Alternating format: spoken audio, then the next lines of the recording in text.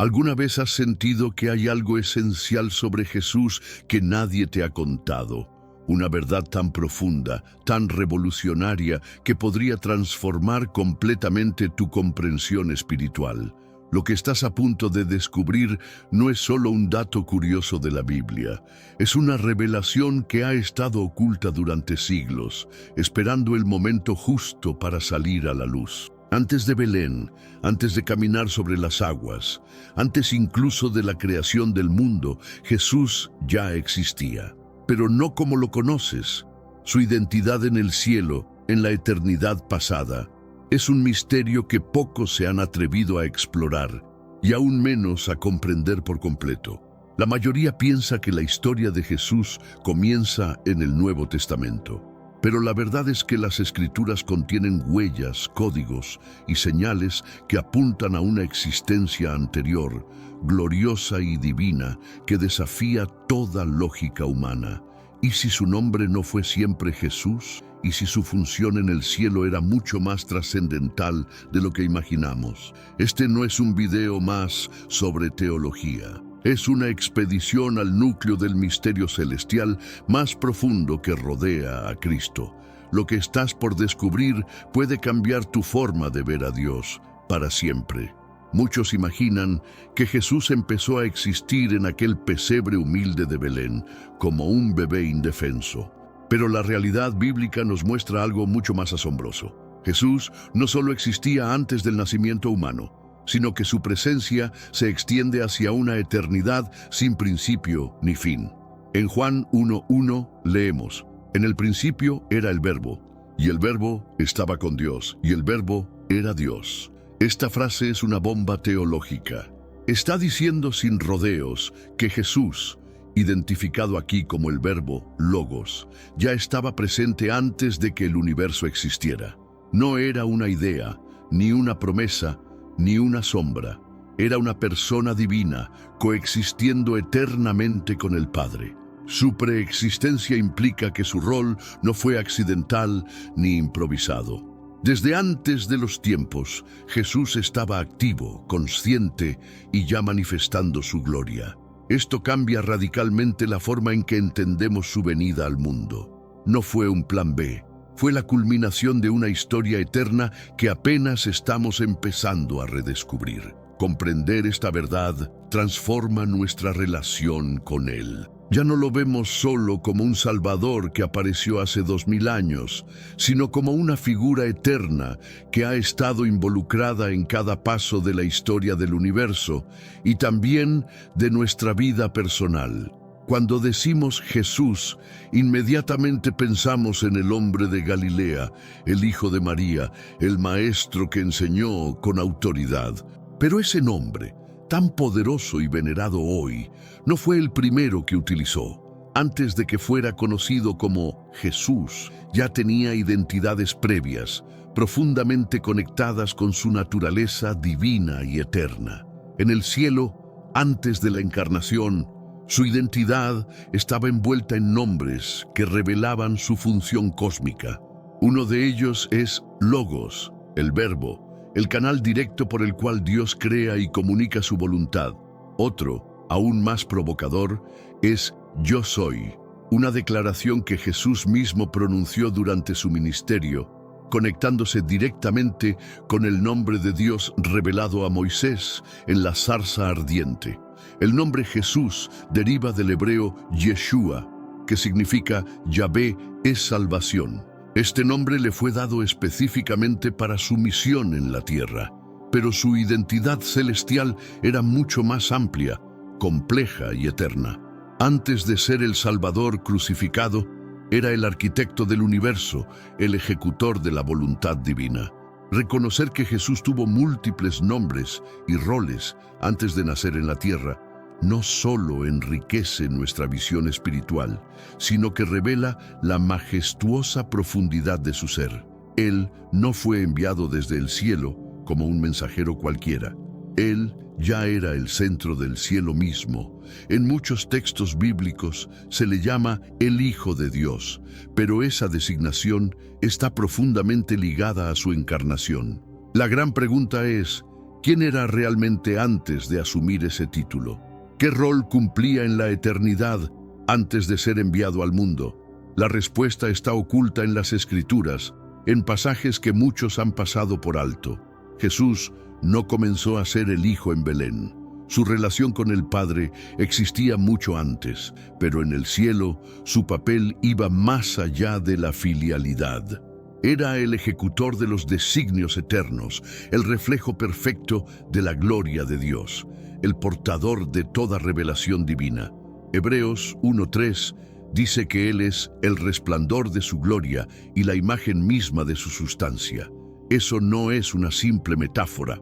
Nos está diciendo que en la eternidad Jesús era la manifestación visible del Dios invisible, aquel que revelaba lo insondable, no como subordinado, sino como igual eterno. Antes de que existiera el concepto humano de hijo, Jesús ya era la expresión plena del carácter divino.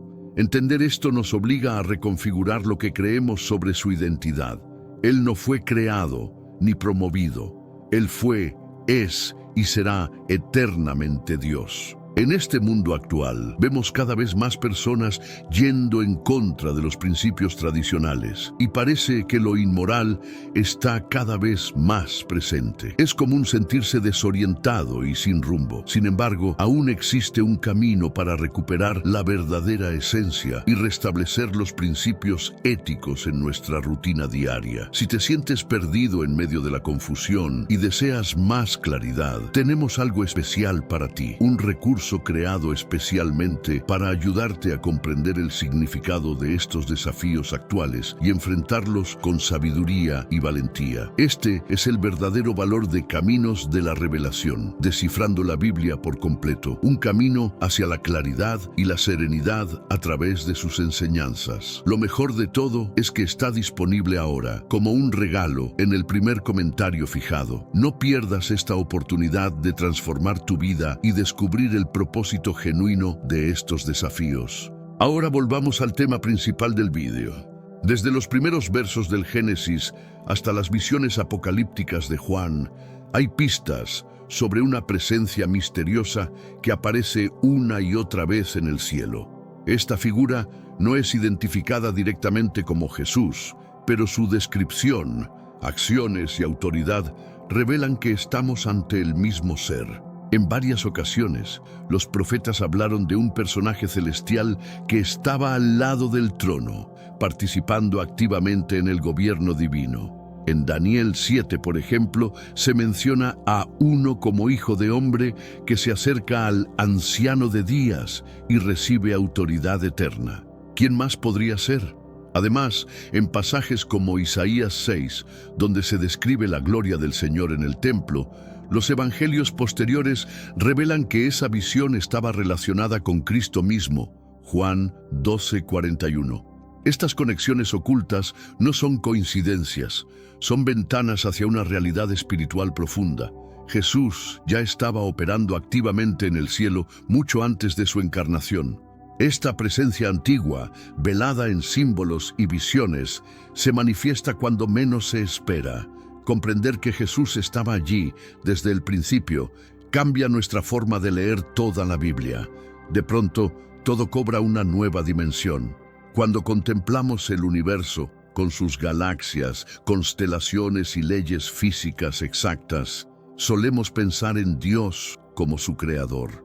Pero lo que muchos no saben es que las Escrituras revelan que Jesús, el mismo que caminó entre nosotros, fue el agente activo de esa creación colosal. Colosenses 1, 16, 17 declara que en Él fueron creadas todas las cosas. Todo fue creado por medio de Él y para Él. No se trata de una simple participación simbólica. Él fue la mente arquitectónica, la fuerza ejecutora y el propósito central de toda la existencia. Cada estrella, cada célula, cada partícula lleva su firma divina. Este pasaje nos revela una verdad poderosa. Jesús no solo vino a salvarnos, también fue quien nos creó. Su autoridad no surge de la cruz solamente, sino también del hecho de que nada de lo que existe hubiera sido posible sin Él. Él estaba antes, está ahora y estará después del tiempo mismo. Antes de que existiera el tiempo, antes del primer latido del universo, ya había un plan, un consejo divino, eterno, en el que el Padre, el Hijo y el Espíritu Santo deliberaron, diseñaron y definieron la historia completa de la redención. Efesios 1:4 afirma que fuimos escogidos en Él antes de la fundación del mundo. Esta frase revela que Jesús no fue una reacción al pecado del hombre, no fue un plan de emergencia. Desde la eternidad, su papel como redentor estaba establecido, su misión trazada y su victoria asegurada. Este consejo eterno no fue una junta fría o distante, fue un acto de amor puro y absoluto. En ese momento fuera del tiempo, Jesús aceptó voluntariamente ser el sacrificio que reconciliaría a la humanidad caída con Dios. El Creador se ofreció como redentor, antes incluso de que la creación existiera. Cuando entendemos esto, nos damos cuenta de que fuimos amados desde antes del comienzo. Jesús no vino por casualidad ni por obligación, vino porque decidió hacerlo desde la eternidad. Su amor no tiene principio y tampoco tendrá fin. En Juan 1:1, Jesús es llamado el Verbo, en griego, Logos. Esta no es una elección aleatoria. Logos no se refiere solo a una palabra hablada, sino a una idea poderosa que gobernaba todo el pensamiento antiguo, el principio racional, el diseño divino, la razón cósmica que sustenta todo. Juan, escribiendo a un mundo familiarizado con la filosofía griega, hizo una afirmación escandalosa.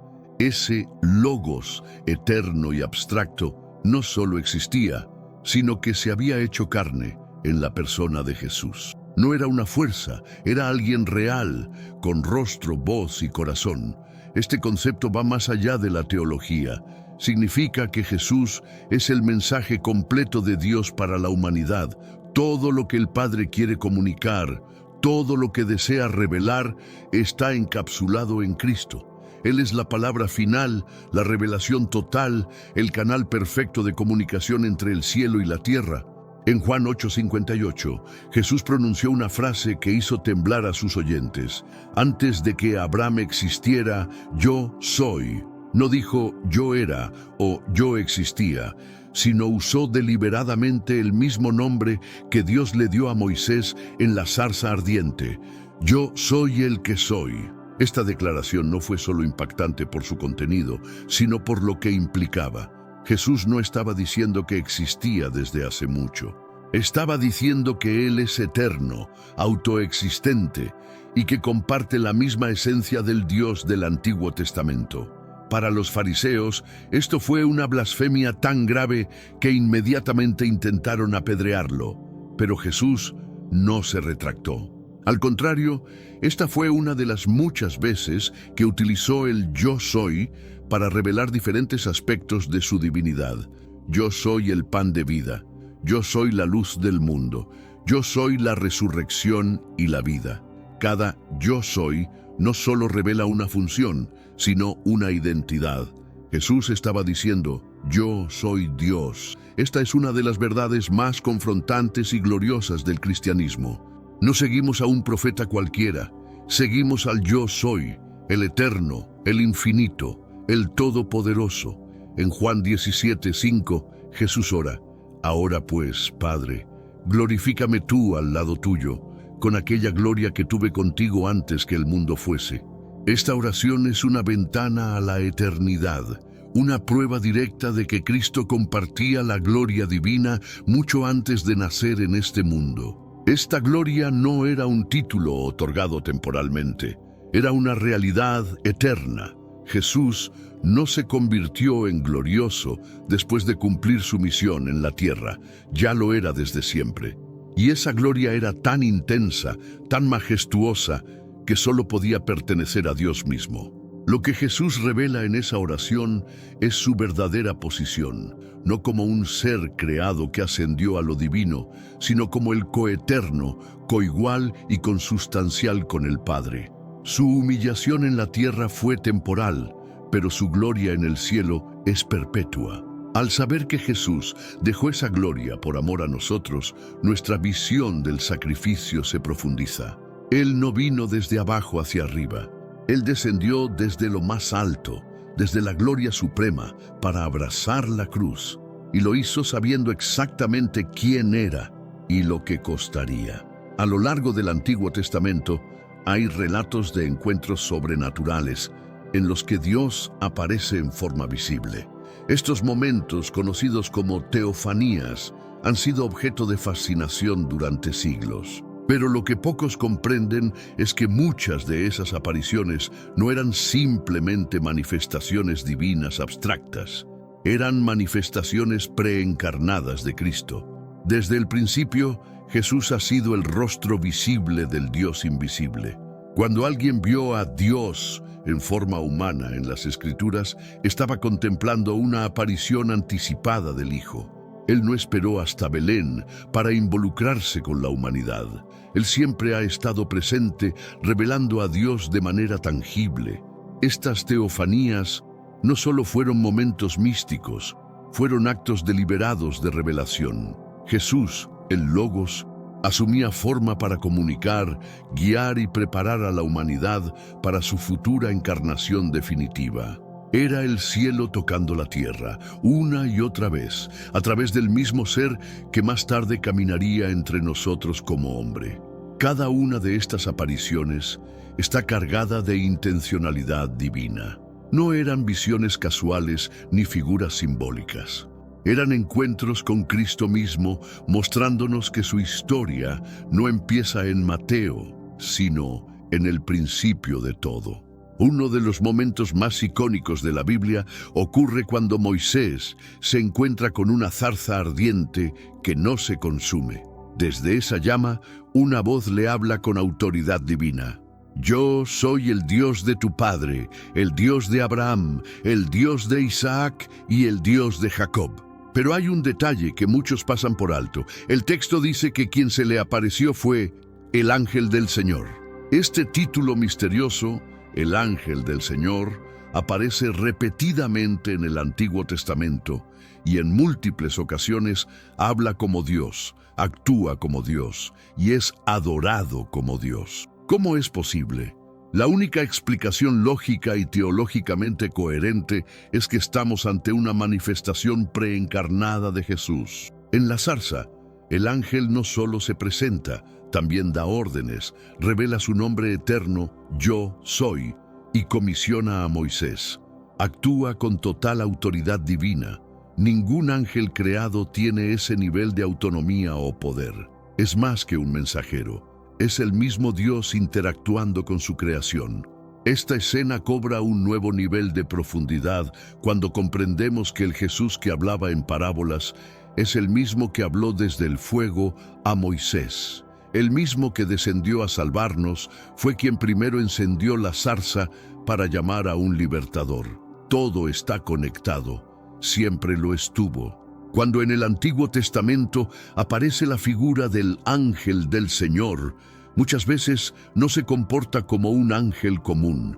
No entrega simplemente un mensaje, habla en primera persona como Dios, recibe adoración y actúa con poder soberano. ¿Quién es realmente este misterioso personaje? Un ejemplo impactante ocurre en Génesis 22, cuando Abraham está a punto de sacrificar a Isaac. El ángel del Señor lo detiene y dice, «Por mí mismo he jurado», dice Jehová. ¿Desde cuándo un ángel tiene la autoridad para jurar por sí mismo en nombre de Dios? Esto es una clara evidencia de que no se trata de un ser creado. Otro caso ocurre con Balaam, cuya burra ve al ángel del Señor con una espada en la mano. Balaam se postra y el ángel no lo detiene. En Apocalipsis, cuando Juan intenta adorar a un ángel, éste lo reprende. Pero el ángel del Señor acepta la adoración. Solo una persona divina podría hacerlo. En múltiples relatos del Antiguo Testamento, personas afirman haber visto a Dios y sobrevivido. Jacob lucha toda la noche con un misterioso hombre y luego dice, «He visto a Dios cara a cara, y fue librada mi alma». ¿Cómo pudo haber visto a Dios y vivir si las Escrituras dicen que nadie puede ver a Dios y permanecer con vida? La respuesta está en la naturaleza de Cristo. Jesús es la imagen visible del Dios invisible. Cuando Jacob luchó con ese hombre, estaba en realidad enfrentándose a una manifestación preencarnada del Mesías. No era una simple visión, era un contacto directo con el Dios, encarnado anticipadamente. Lo mismo ocurre con Gedeón, quien ofrece un sacrificio al ángel del Señor, y al ver que el fuego lo consume, se aterra. He visto al ángel del Señor cara a cara, y la respuesta divina es clara. Paz a ti, no tengas temor, no morirás. Esta interacción revela no solo divinidad, sino también cercanía, gracia y propósito. Siglos antes del nacimiento de Jesús, los profetas ya hablaban de un personaje que trascendía el tiempo y el espacio. No era un mero descendiente de David ni un reformador espiritual. Era alguien eterno, con títulos y atributos reservados solo para Dios. Isaías 9:6 lo declara sin ambigüedades. Un niño nos es nacido y se llamará su nombre, admirable, consejero, Dios fuerte, Padre eterno, príncipe de paz. Cada uno de esos títulos es una bomba de revelación. No se trata de metáforas poéticas, sino de una descripción precisa del carácter divino de Cristo. Miqueas 5:2 profundiza aún más al decir que de Belén saldrá uno cuyas salidas son desde el principio, desde los días de la eternidad. Es decir, su existencia no comienza con su nacimiento.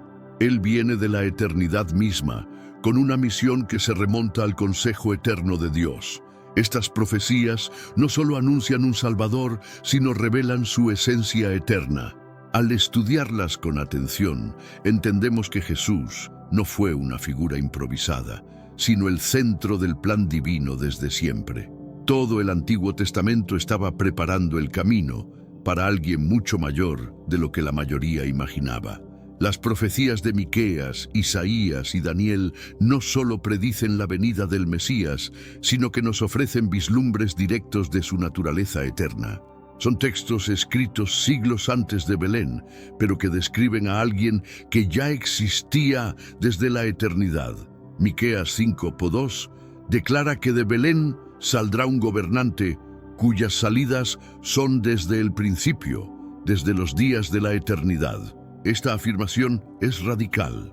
No se refiere a un nacimiento humano, sino a una preexistencia eterna. No habla de alguien que sería creado, sino de alguien que simplemente siempre ha sido. Isaías 9:6 lo confirma al enumerar títulos inconfundibles: Dios fuerte, Padre eterno, Príncipe de paz. Estos no son términos que puedan aplicarse a un ser humano común, ni siquiera a un profeta. Son nombres divinos con peso eterno que identifican a Jesús como Dios en carne. Y Daniel 7:13-14 nos muestra al Hijo del Hombre, viniendo con las nubes del cielo, recibiendo dominio eterno del Anciano de Días. Esta imagen celestial no es simbólica, es una visión directa del Cristo glorificado, en su majestad celestial, mucho antes de su nacimiento. Las Escrituras hablaron claro, pero pocos las han leído con ojos abiertos. En Josué 5, antes de la conquista de Jericó, el líder de Israel se encuentra con un hombre misterioso con una espada desenvainada. Al preguntarle quién es, el extraño responde: «Soy el príncipe del ejército de Jehová». La reacción de Josué es inmediata. Se postra en tierra y adora, y el personaje no lo detiene. Al contrario, le dice: «Quítate las sandalias porque el lugar donde estás es santo». Este detalle es crucial. Solo la presencia divina convierte un lugar en santo. Este ser no es un ángel común. Está recibiendo adoración y hablando con autoridad divina. Todo indica que se trata de una manifestación preencarnada de Jesús, liderando al pueblo de Dios incluso antes de nacer en la tierra. Un episodio similar ocurre en Jueces 13, cuando Manoa y su esposa reciben la visita del ángel del Señor anunciando el nacimiento de Sansón. Al final del encuentro, el ángel asciende en la llama del sacrificio y Manoa exclama: «Ciertamente moriremos, porque a Dios hemos visto». Ambos casos revelan una figura divina, visible, poderosa, que no solo comunica, sino que actúa como Dios. Estos encuentros celestiales no son anécdotas aisladas, son parte de un patrón milenario que revela a Cristo como el líder divino del pueblo de Dios desde siempre. La mayoría de las personas piensa en Jesús solo en términos de su ministerio terrenal, pero las Escrituras nos revelan una verdad cósmica que pocos consideran. Jesús no solo creó el universo, lo sostiene activamente en cada instante. Hebreos 1:3 afirma que sustenta todas las cosas con la palabra de su poder. Esto significa que cada átomo, cada galaxia, cada ley de la física continúa existiendo porque Jesús lo mantiene con su voluntad activa. Sin su intervención constante, el universo colapsaría. No estamos hablando de una fuerza impersonal, sino de una persona divina con poder absoluto. Jesús es el pegamento del cosmos, el corazón latente del tiempo y el espacio. Su poder no solo inicia, también mantiene. No solo diseña, también preserva. ¿Qué hacía Jesús antes de nacer en Belén? Esta es una de las preguntas más intrigantes y menos exploradas. Las Escrituras no lo dejan en el limbo. Nos ofrecen pistas claras sobre sus actividades en la eternidad pasada, revelando una agenda divina rica y compleja. Primero, Jesús participaba activamente en los consejos eternos. Fue en ese círculo trinitario, fuera del tiempo, donde se definió el plan de redención. Cristo no fue un espectador, fue un coautor. Él sabía que un día sería el Cordero inmolado y aceptó ese rol voluntariamente. Segundo, actuaba como el revelador del Padre.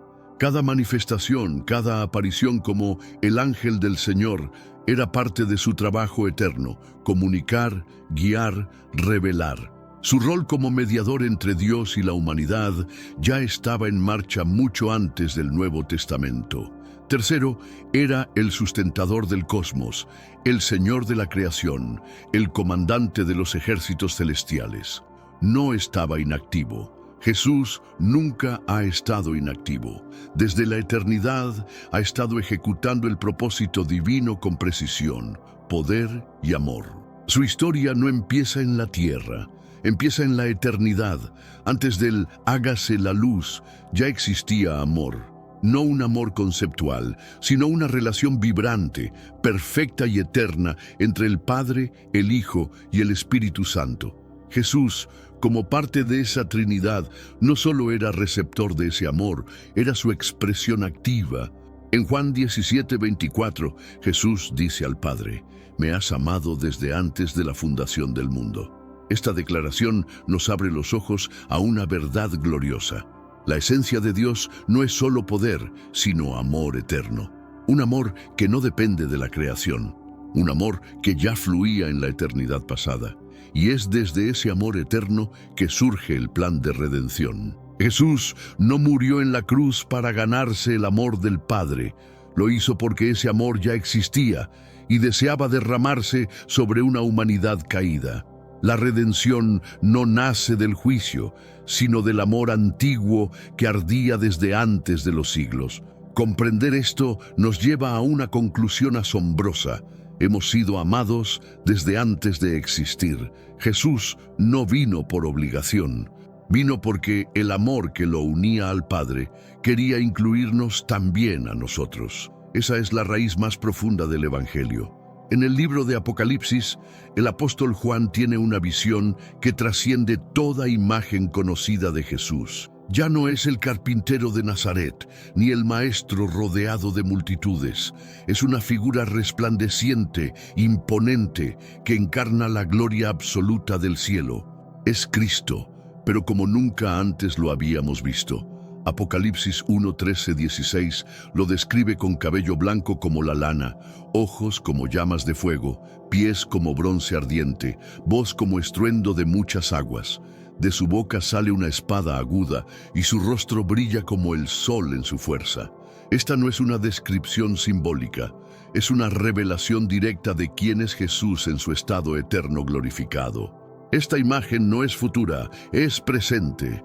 Así es como Jesús existe ahora, así es como reina en los cielos. Él no volvió a ser el hombre dolido por el rechazo. Él es el Rey eterno, el Hijo glorificado, el Cordero vencedor que abre los sellos del destino humano. Y Juan, al verlo, cae como muerto ante sus pies. La doctrina de la Trinidad puede parecer misteriosa, pero es el corazón palpitante de la identidad eterna de Jesús. Él no es una figura aislada, ni un enviado desconectado. Desde la eternidad ha existido en perfecta unidad con el Padre y el Espíritu Santo. Mateo 28:19 nos lo recuerda. Bautícenlos en el nombre del Padre, y del Hijo, y del Espíritu Santo. Observa que dice en el nombre, no en los nombres. 3 personas, un solo Dios. No una jerarquía de poder, sino una comunidad eterna de amor y propósito. Jesús, como el Hijo, no es menor que el Padre. Su voluntad, su poder y su gloria están en completa sincronía con la de los otros miembros de la Trinidad.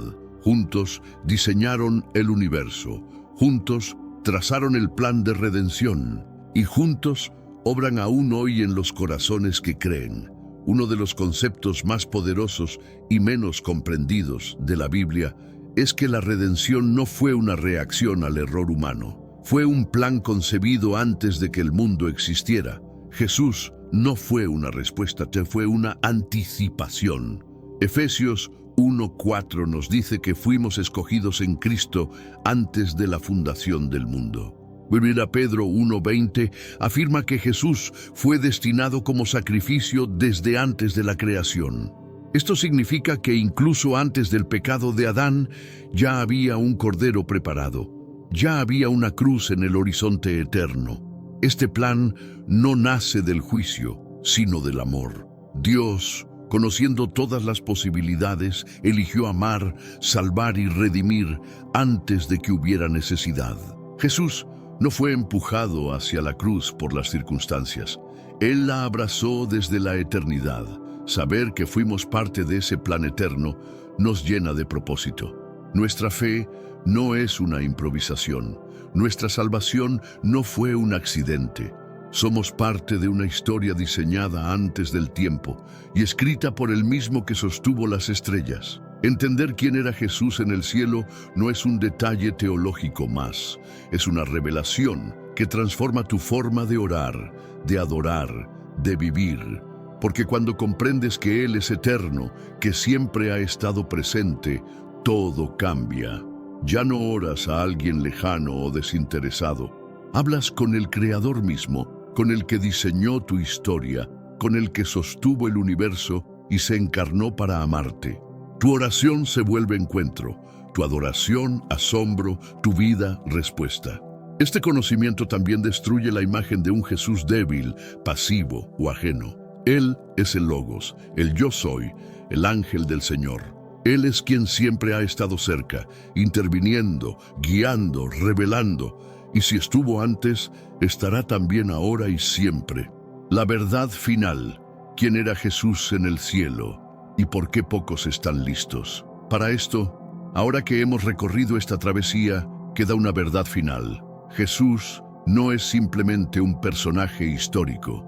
Es el Dios eterno que siempre ha estado operando desde los cielos, desde la eternidad, desde antes que existiera el tiempo. Pocos están listos para aceptar esta revelación porque confronta imágenes simplificadas y doctrinas cómodas. Pero esta verdad está en las Escrituras, esperando a ser descubierta. Jesús es el Logos eterno, el ángel del Señor, el Yo Soy, el Hijo glorificado, el Creador y sustentador de todo lo que existe. Y si Él es todo eso, entonces nuestra vida debe girar completamente alrededor de Él. No podemos seguir viendo su historia como algo limitado a unos pocos años en la tierra. Su historia es la historia del universo. Y tú eres parte de esa historia. Esta es la revelación que pocos están preparados para ver, pero tú la has visto. Y ahora no hay vuelta atrás. La identidad eterna de Jesús no solo cambia tu fe, cambia tu mundo. ¿Qué clase de oscuridad podría hacer temblar al universo? ¿Qué poder podría hacer que el sol se ocultara en pleno día, que la tierra se partiera y que los muertos se levantaran de sus tumbas? Fue en una colina polvorienta, en las afueras de Jerusalén, que el cielo dejó de brillar. No fue una tormenta común, no fue un eclipse, fue como si toda la creación hubiese sentido el peso de un crimen cósmico, el asesinato del inocente. Allí, en el Gólgota, el lugar del cráneo, la historia llegó a su punto de ruptura. La cruz, tosca y empapada de sangre, no era solo un instrumento de tortura romana, era un altar. Y sobre ese altar, Jesús de Nazaret estaba a punto de ofrecer algo que ningún ser humano jamás podría comprender por completo: su último suspiro. Pero, ¿qué contenía ese suspiro? Mientras el pueblo observaba, algunos con desprecio, otros con lágrimas, el Hijo del Hombre era elevado entre dos ladrones. Las manos perforadas, los pies traspasados, la espalda desgarrada. Cada segundo era agonía pura. Pero no era solo el cuerpo que sufría, era o espíritu, era o peso de millones, billones de almas sobre él. A las 3 de la tarde, algo cambió. El cielo, que ya estaba oscuro desde el mediodía, parecía contener la respiración. Y entonces, una voz quebró el silencio del universo. Dios mío, ¿por qué me has abandonado? Ese grito no era solo dolor físico. Era una ruptura. Era el instante en que Jesús, el Santo, cargó con la mancha del pecado del mundo. Fue el momento en que el Creador del universo experimentó la separación del Padre. Un acto que rasgó no solo su corazón, sino el velo del templo de arriba abajo. Ese velo, esa cortina que durante siglos separó al hombre de Dios, ya no era necesaria. La separación había terminado. El acceso a la eternidad fue abierto por un sacrificio eterno. Y cuando Jesús entregó su espíritu, la tierra respondió, se estremeció. Las rocas se partieron, los sepulcros se abrieron. La muerte, por primera vez, tembló, porque aquel que acababa de morir no era cualquier hombre. Un centurión romano, testigo de innumerables crucifixiones, cayó de rodillas y confesó: verdaderamente este era el Hijo de Dios. Pero lo que ni él, ni nadie allí podía imaginar, es que ese último suspiro no fue el final. Fue el inicio de algo extraordinario. Porque cuando el cuerpo de Jesús quedó inerte, su espíritu no descansó. En ese exacto instante, comenzaba una travesía secreta. Una operación divina en las regiones más profundas de la existencia espiritual. Una misión que cambiaría para siempre el destino de la humanidad. Y es ahí, justo ahí, donde comienza la parte que casi nadie conoce. Prepárate, porque lo que pasó después de la cruz te dejará sin aliento. Mientras en las profundidades del mundo espiritual Jesús proclamaba victoria, algo estremecedor sucedía simultáneamente en el plano físico. En el mismo instante en que entregó su espíritu, cuando pronunció las palabras: Padre, en tus manos encomiendo mi espíritu, el universo visible reaccionó con violencia sagrada. El velo del templo, ese enorme manto que separaba el lugar santo del lugar santísimo, se rasgó, y no desde abajo, como lo haría cualquier humano. Non se rasgó de arriba a abajo, desde el cielo hacia la tierra, desde lo divino hacia lo humano. Fue un gesto simbólico, sí, pero también profundamente literal, porque ese velo representaba la barrera entre Dios y el hombre. Era la línea que ningún ser humano podía cruzar, hasta ese momento. Durante siglos, los sumos sacerdotes eran los únicos autorizados a traspasar aquel velo, y aún así, solo una vez al año, con sacrificios, rituales de purificación y temor reverente.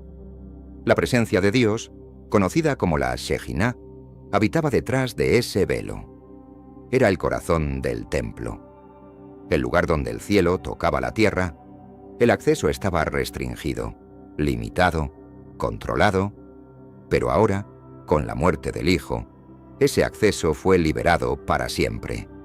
No más intermediarios humanos, no más sacrificios de animales. El Cordero de Dios había sido inmolado, y su sangre derramada rompió la separación que nos había mantenido a distancia. Ese rasgo no fue solo una declaración simbólica, fue una intervención cósmica. El terremoto que lo acompañó no fue casual. La tierra tembló como si respondiera a una reconfiguración espiritual.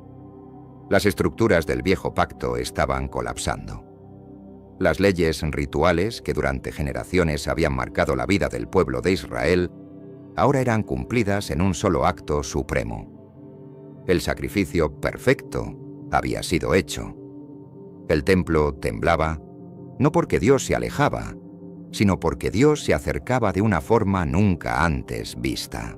En este mundo actual, vemos cada vez más personas yendo en contra de los principios tradicionales y parece que lo inmoral está cada vez más presente. Es común sentirse desorientado y sin rumbo. Sin embargo, aún existe un camino para recuperar la verdadera esencia y restablecer los principios éticos en nuestra rutina diaria. Si te sientes perdido en medio de la confusión y deseas más claridad, tenemos algo especial para ti, un recurso creado especialmente para ayudarte a comprender el significado de estos desafíos actuales y enfrentarlos con sabiduría y valentía. Este es el verdadero valor de Caminos de la Revelación, descifrando la Biblia por completo, un camino hacia la claridad y la serenidad a través de sus enseñanzas. Lo mejor de todo es que está disponible ahora, como un regalo, en el primer comentario fijado. No pierdas esta oportunidad de transformar tu vida y descubrir el propósito genuino de estos desafíos. Ahora volvamos al tema principal del vídeo. Y si eso ya era impactante, lo que ocurrió después superó toda lógica humana. Las tumbas se abrieron. Los sepulcros, muchos de los cuales estaban esculpidos en la roca alrededor de Jerusalén, comenzaron a quebrarse. Pero esto no era solo un fenómeno geológico, era una señal de que la muerte estaba perdiendo su poder. El texto bíblico nos dice que muchos santos que habían muerto se levantaron y fueron vistos en la ciudad santa. ¿Cómo explicar esto sin estremecerse? No era una visión, no era una metáfora. Era la vida brotando donde antes reinaba la muerte. Cada uno de estos eventos, el velo rasgado, el temblor de la tierra, los sepulcros abiertos, eran ecos de lo que estaba ocurriendo en otra dimensión. Eran señales físicas de una transformación espiritual que estaba redibujando las fronteras entre el cielo, la tierra y el inframundo. Las antiguas reglas habían sido revocadas. La barrera que separaba a los vivos de la plenitud de la gloria divina fue eliminada. El abismo espiritual que dividía al Creador de sus criaturas se cerraba bajo la obra de redención más poderosa jamás realizada. Y aquí, querido espectador, se encuentra un misterio que muy pocos se atreven a profundizar. Porque lo que ocurrió en el templo no fue un evento aislado. Fue el punto visible de un colapso multidimensional.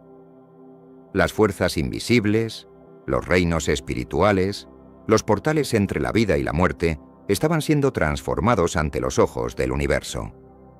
El sacrificio de Jesús no solo fue visto en la tierra, fue escuchado en el cielo y en el infierno. Los ángeles guardaban silencio. Los demonios temblaban. Los profetas esperaban. Y la humanidad, sin saberlo, acababa de recibir la llave que abriría su destino eterno. El velo rasgado era mucho más que tela dividida. Era la apertura de un camino nuevo. Un camino que no solo permitía acceso a Dios, sino que traía a Dios al encuentro del hombre como nunca antes. Pero este cambio monumental no terminó allí. Porque mientras la tierra seguía sacudida por estos eventos sin precedentes, una batalla aún más intensa estaba ocurriendo en las profundidades. Las barreras del Hades no solo estaban siendo visitadas, estaban siendo invadidas. Y las cadenas del pasado, los pactos rotos, las promesas aplazadas, estaban a punto de encontrar su redención final. Cuando el sello de Abraham comenzó a vaciarse, cuando las almas justas fueron finalmente tocadas por la luz redentora del Mesías, aún quedaba una etapa crucial en la misión de Cristo en las profundidades. El Hijo de Dios no había descendido solo para anunciar victoria a los suyos, sino también para declarar juicio eterno a los reinos de las tinieblas. Fue entonces cuando Jesús avanzó hacia lo más profundo del Hades, no como prisionero encadenado, sino como Rey vencedor, Señor de señores y conquistador absoluto. Este descenso no fue simbólico, fue una verdadera invasión espiritual, una ofensiva divina planeada desde la eternidad. En las entrañas del reino de los muertos, donde los espíritus impuros y las fuerzas caídas se movían como amos de un imperio sombrío, algo inusual comenzaba a sentirse. La atmósfera se tornaba densa. Una presencia diferente cruzaba las puertas del abismo. No era una criatura común, era la encarnación de la vida, penetrando el dominio de la muerte. Pero antes, comparte este video con alguien a quien aprecias. Nuestra misión más grande en la tierra es difundir la palabra del Señor. ¿Sabías que muchas personas carecen de conocimientos por falta de contenido adecuado? Envíalo a ese grupo de WhatsApp o públicalo en Facebook. Estoy seguro de que no te arrepentirás. Y si te gustan videos como este, comenta abajo, quiero más. Así sabré si realmente lo disfrutas y definitivamente traeré contenido nuevo similar. Volviendo al tema principal. Los antiguos textos proféticos ya lo anticipaban. David escribió, «No dejarás mi alma en el Seol, ni permitirás que tu santo vea corrupción». Este verso, tantas veces repetido sin comprender su magnitud, cobraba vida ahora en su cumplimiento literal. Porque el santo descendía no para ser retenido, sino para tomar control. Era la hora de declarar que las llaves de la muerte y del Hades ya no pertenecían al adversario. Las estructuras del mal que durante milenios habían dominado con terror, ahora sentían la presión de una autoridad superior, de una luz que ninguna sombra podía resistir. La entrada de Cristo al Hades no fue silenciosa. Fue como un estallido de poder, un trueno espiritual que retumbó más allá del tiempo. Las huestes demoníacas, acostumbradas a dominar ese reino, ahora temblaban, porque reconocían quién era Él. Lo habían visto antes, lo habían temido, y ahora lo veían llegar no como un hombre débil y lacerado, sino como el Hijo glorificado, lleno de majestad y juicio. El apóstol Pedro lo resume de forma contundente. Cristo padeció una sola vez por los pecados, el justo por los injustos, para llevarnos a Dios, siendo muerto en la carne pero vivificado en el Espíritu, en el cual también fue y predicó a los espíritus encarcelados. Esta proclamación no fue una predicación de arrepentimiento, fue una declaración de sentencia, de condena eterna, un mensaje divino que resonó entre los confines del inframundo. La victoria está consumada. Imagina por un momento ese escenario. El silencio denso del Hades siendo quebrado por la voz del Redentor. Las potestades del aire, los príncipes de las regiones tenebrosas, los ángeles caídos, todos testigos de que su tiempo estaba contado. Cristo no bajó para negociar. Bajó para exhibir públicamente su victoria, tal como Pablo escribió. Despojó a los principados y a las potestades, y los exhibió públicamente, triunfando sobre ellos en la cruz. Este acto fue una humillación total de las fuerzas del mal. Las estrategias de Satanás, construidas desde la caída del hombre en el Edén, eran ahora desmanteladas una a una. El plan de redención no solo era perfecto, era imbatible, Cristo, al morir, no perdió. Al contrario, utilizó la muerte como un arma secreta para infiltrarse en el corazón del enemigo y desde dentro desarmarlo completamente. Las llaves de la muerte cambiaron de manos. Las cadenas espirituales que aprisionaban a la humanidad fueron rotas. El rugido del león de Judá se escuchó en los rincones más profundos de la creación. Y el infierno nunca volvería a ser el mismo. Porque donde antes reinaba el miedo, ahora había un nombre proclamado con poder: Jesús, el Cristo. Su autoridad no era parcial, era total. Ya no había vuelta atrás.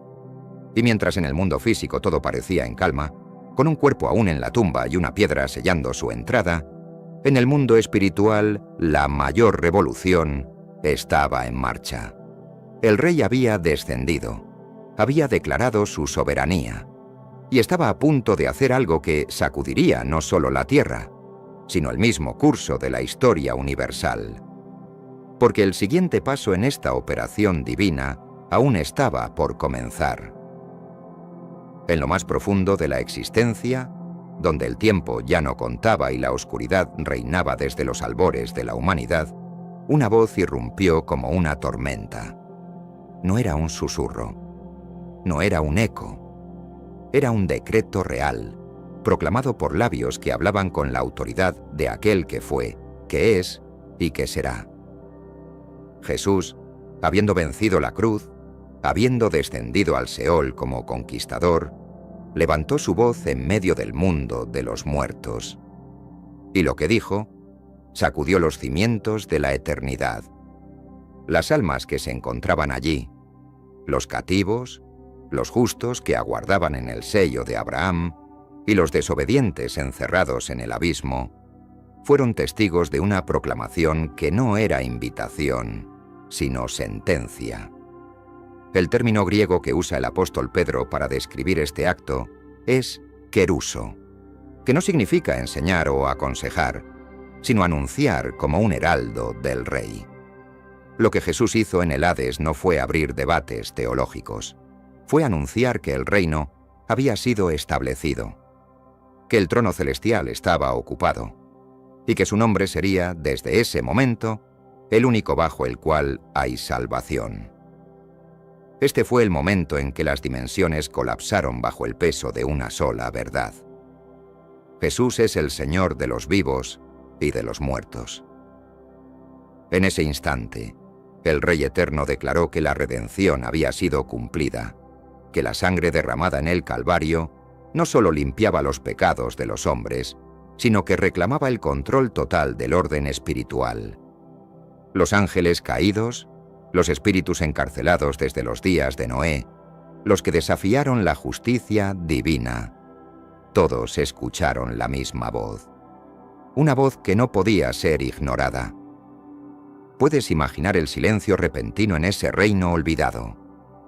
El momento en que cada alma reconoció que la espera había terminado, que las promesas se habían cumplido, que el Hijo del Hombre ahora reinaba también allí. Este no era un discurso religioso, era un anuncio militar espiritual. Una declaración de victoria ante los poderes que durante siglos habían oprimido, dividido y mentido a la humanidad.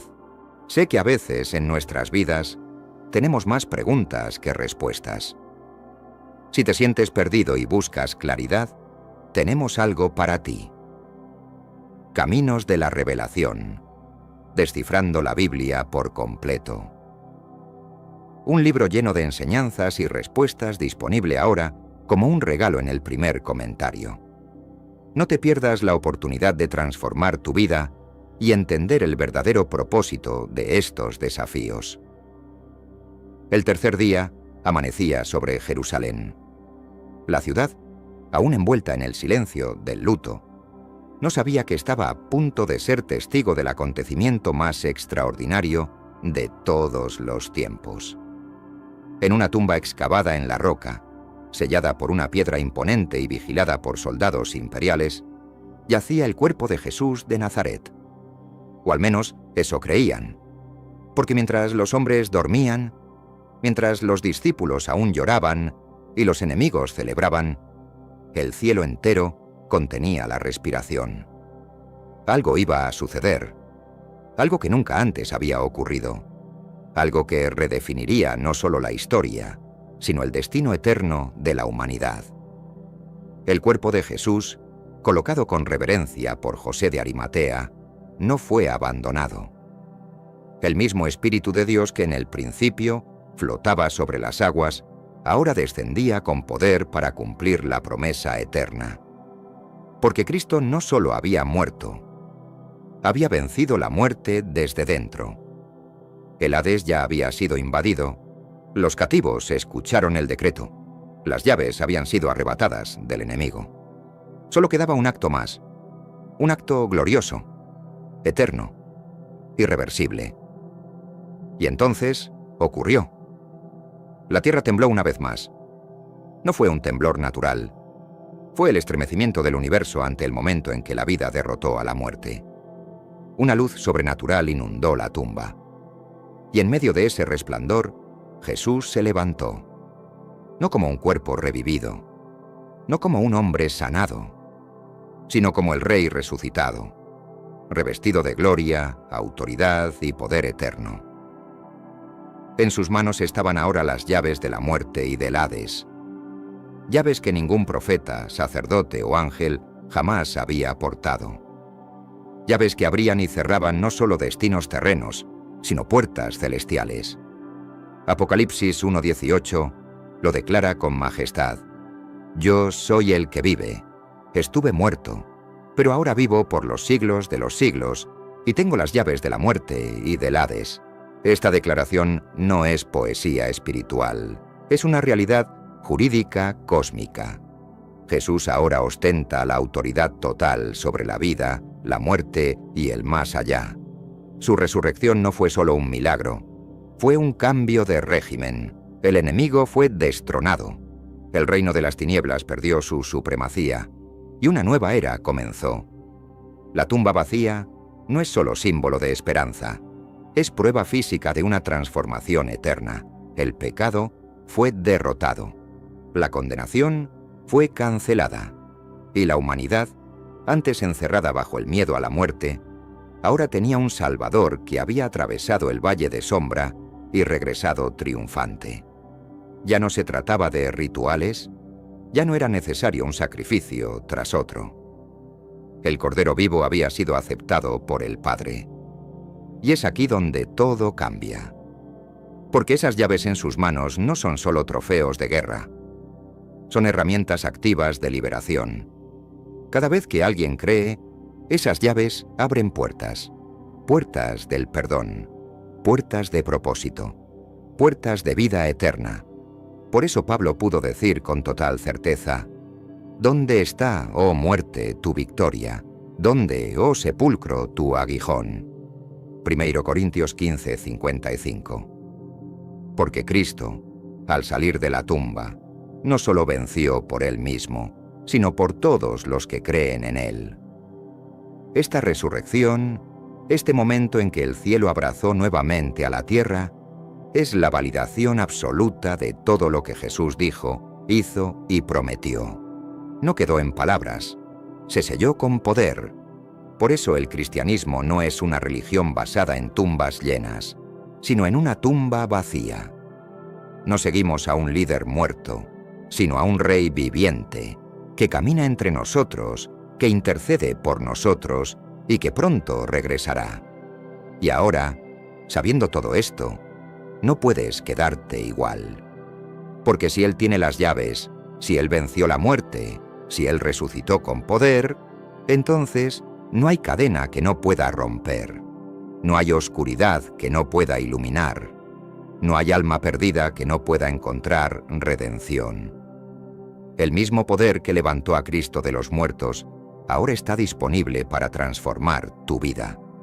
La gloria que emanó de esa tumba vacía sigue brillando hoy.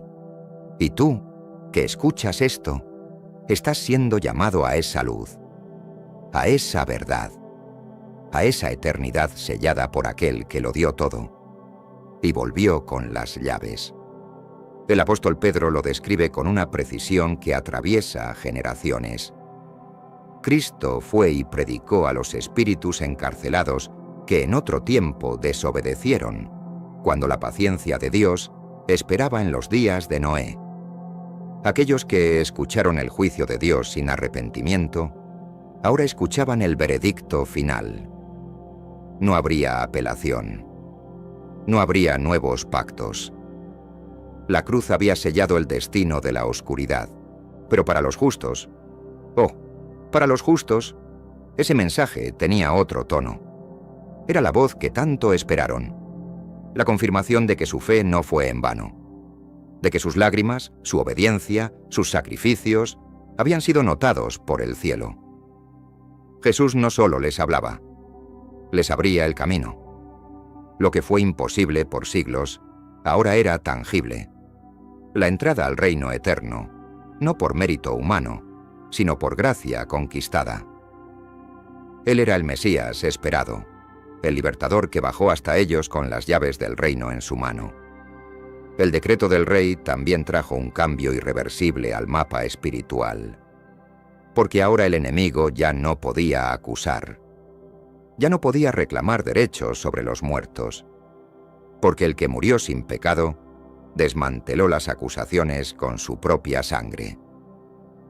Colosenses 2:14-15 lo dice sin rodeos. Anulando el acta de los decretos que nos era contraria, la quitó de en medio y la clavó en la cruz, y despojó a los principados y potestades, exhibiéndolos públicamente. Este acto de proclamación no fue místico ni simbólico, fue jurídico, legal. Fue la presentación oficial de la supremacía del reino de Dios. El cielo y el infierno escucharon al mismo tiempo. Las dimensiones espirituales se alinearían bajo un nuevo orden, uno donde Jesús tendría la primacía en todo. Y mientras en la tierra el mundo dormía, ignorante del sacudón espiritual que estaba ocurriendo bajo sus pies, la eternidad vibraba con esta proclamación. Porque la piedra de la tumba aún no se había movido, pero el infierno ya había sido notificado. El Cordero había vencido. El león había rugido. El decreto fue proclamado. Y lo que vendría después de ese decreto cambiaría no solo el rumbo del cielo y del infierno, mas también de cada alma que habitaría este mundo. ¿Alguna vez te has planteado cuál es la diferencia entre tu alma y tu espíritu? A menudo se utilizan como sinónimos, pero en realidad tienen significados muy distintos. Comprender esta diferencia no solo puede profundizar tu conexión espiritual, sino también transformar la manera en que percibes tus emociones y tu propósito de vida. Piensa en un momento en el que experimentaste emociones intensas, pero a la vez sentías un vacío inexplicable. Esa desconexión puede ser una pista de que tu alma y tu espíritu están funcionando de manera independiente, lo que puede influir en tu bienestar integral. Por eso, es crucial explorar qué dicen las Escrituras sobre estos conceptos. Según la Biblia, el alma y el espíritu no son lo mismo, y reconocer esa distinción puede ayudarte a tener una vida espiritual más equilibrada y clara. Muchas personas viven confundidas porque no comprenden estas diferencias fundamentales, lo que les lleva a interpretaciones erróneas de su propio ser y de su relación con lo divino. Si alguna vez te has sentido atrapado en esta confusión, este video te ayudará a despejar tus dudas y te proporcionará herramientas para avanzar en tu camino espiritual. Para profundizar en esta cuestión, es esencial acudir a las raíces originales de los términos utilizados en la Biblia. En hebreo, el término para alma es nefesh, una palabra que aparece con frecuencia en el Antiguo Testamento. Nefesh no solo hace referencia a la vida humana, sino también a los seres vivos en general, incluidos los animales. Es la esencia que da aliento y vida a las criaturas, un concepto que se destaca en Génesis 1:20, donde se dice que las aguas produzcan en abundancia seres vivos, nefesh, y aves que vuelen sobre la tierra. Este término también engloba emociones y deseos profundos, como se menciona en Génesis 34:3, donde la Nefesh de Siquem se apegó a Dina. La palabra hebrea Nefesh es una herramienta clave para entender las múltiples dimensiones de la vida, ya que aparece más de 700 veces en el Antiguo Testamento, subrayando su relevancia en el marco bíblico. Por otro lado, en el Nuevo Testamento, el equivalente en griego es psique, que también se relaciona con la esencia interna de una persona. Psique engloba emociones, pensamientos y deseos, como se ve en Mateo 10:28, donde Jesús dice: «No teman a los que matan el cuerpo, pero no pueden matar el alma». Psique. Teman más bien a quien puede destruir tanto el alma como el cuerpo en el infierno. El término psique también refleja la complejidad de las emociones humanas y el intelecto. Por ejemplo, en Lucas 12:19, un hombre rico habla con su alma, psique, sobre los bienes que ha acumulado, diciendo: «Alma, tienes muchos bienes guardados para muchos años. Descansa, come, bebe y diviértete».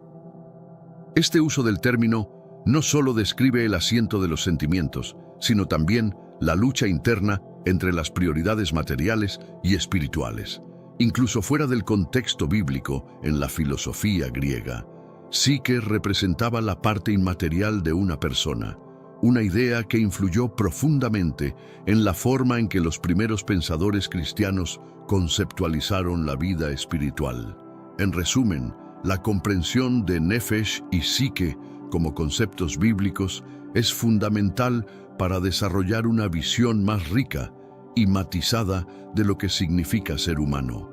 Ambos términos invitan a reflexionar sobre el propósito de nuestra existencia y cómo nuestras emociones, pensamientos y deseos están intrínsecamente conectados con nuestra vida espiritual. El espíritu, en contraste, se refiere al término hebreo ruach, que significa viento o aliento. En las Escrituras, ruach se utiliza para describir el aliento de Dios y su dimensión espiritual, una conexión más profunda que trasciende lo físico.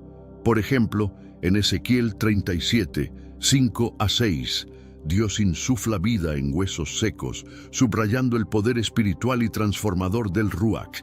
Este concepto no solo resalta la vitalidad, sino también la presencia activa de Dios en nuestras vidas. El término ruach aparece más de 380 veces en el Antiguo Testamento, casi siempre asociado con el poder y la presencia divina. En el contexto griego, se traduce como pneuma y con frecuencia se relaciona con el Espíritu Santo. Pneuma es esa fuerza intangible que conecta a las personas con lo divino, representando tanto el soplo de vida como el impulso espiritual que guía a los creyentes.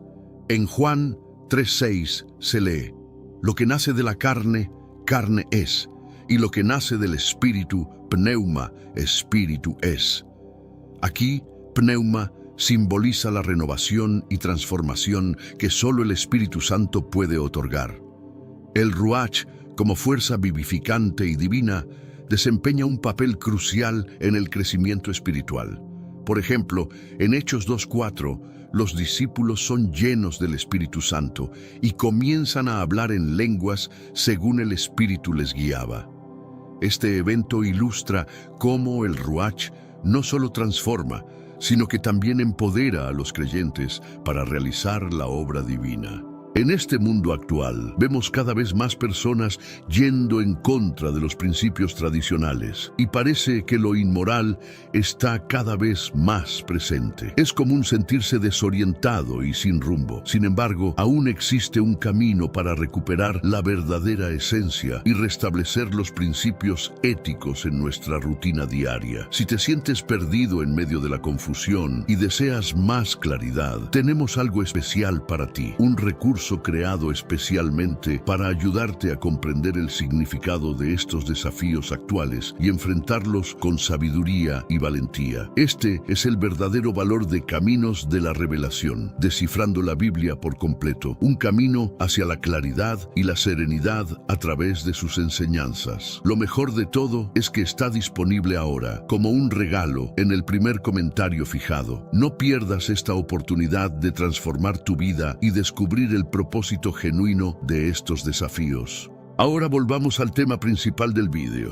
Además, en Génesis 1:2, el Ruach de Dios se movía sobre las aguas, representando su presencia activa desde el principio de la creación.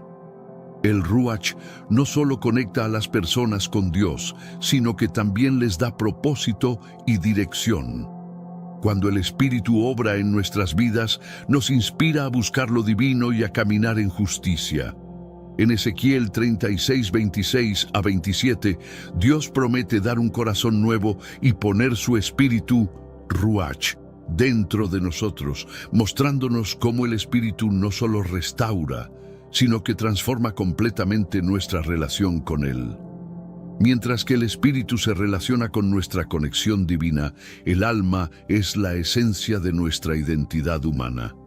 En hebreo, el término nefesh denota ser viviente o vida y aparece en Génesis 2:7, donde Dios sopla el aliento de vida en el hombre, convirtiéndolo en un ser viviente.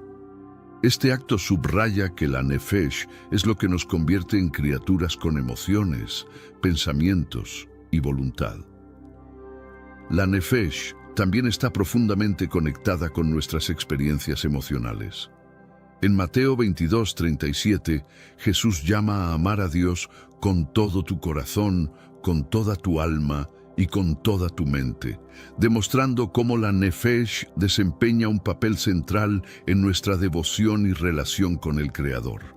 Asimismo, en el Salmo 42, versículos 1 a 2, el salmista expresa un profundo anhelo por Dios, diciendo: como el ciervo brama por las corrientes de agua, así clama por ti, oh Dios, el alma mía. Este deseo refleja la búsqueda constante del alma por la conexión con lo eterno. La nefesh no solo experimenta emociones, sino que también necesita restauración y guía. En el Salmo 23:3, David proclama: Él restaura mi alma. Me guía por sendas de justicia por amor de su nombre. Esta restauración no solo implica alivio emocional, sino una renovación profunda que nos lleva de vuelta al propósito divino. Pero antes, comparte este video con alguien a quien aprecias. Nuestra misión más grande en la tierra es difundir la palabra del Señor. ¿Sabías que muchas personas carecen de conocimientos por falta de contenido adecuado? Envíalo a ese grupo de WhatsApp o públicalo en Facebook. Estoy seguro de que no te arrepentirás. Y si te gustan videos como este, comenta abajo: quiero más. Así sabré si realmente lo disfrutas y definitivamente traeré contenido nuevo similar. Volviendo al tema principal. Además, el alma es el origen de nuestros deseos y aspiraciones más profundos. Experimenta tanto la alegría como el dolor, reflejando nuestra humanidad en toda su complejidad. En momentos de angustia, el alma puede encontrar refugio en Dios, como lo demuestra el Salmo 34:18. Cercano está el Señor a los quebrantados de corazón, salva a los de espíritu nefesh contrito.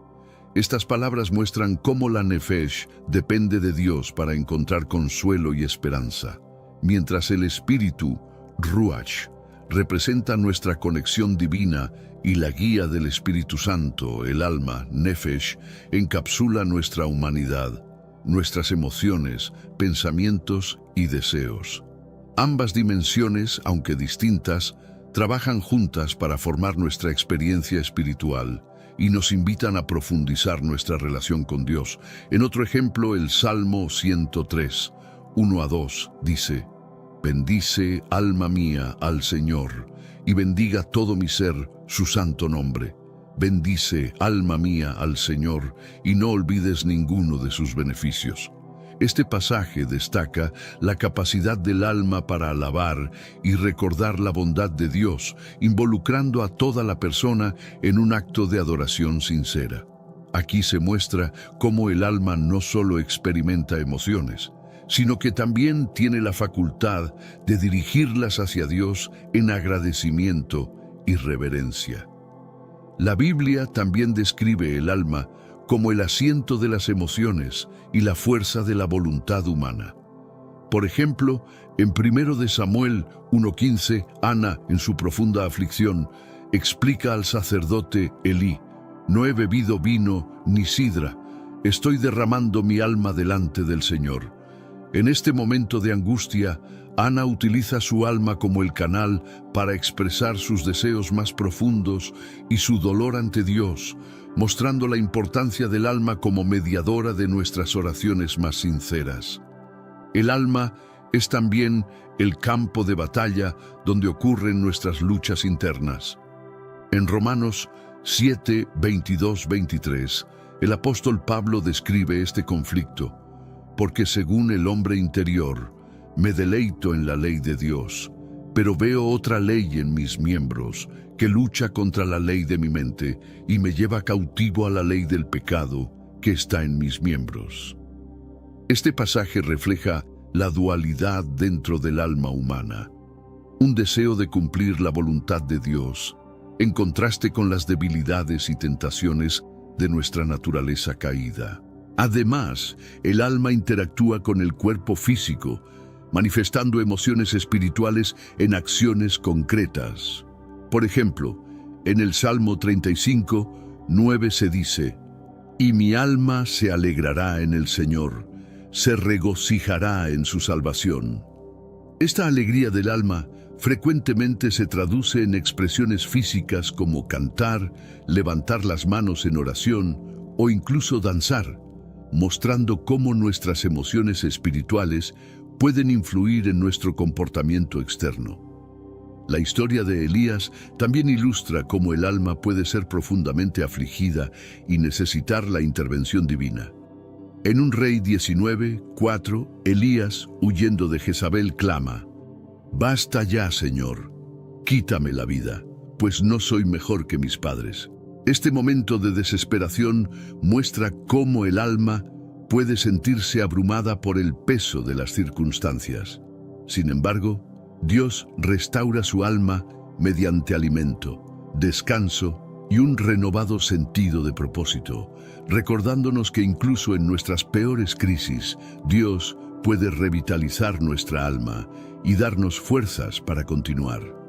Si estás disfrutando este análisis profundo del alma y el espíritu, no olvides darle me gusta a este video y compartirlo con tus amigos y familiares para que juntos podamos seguir aprendiendo.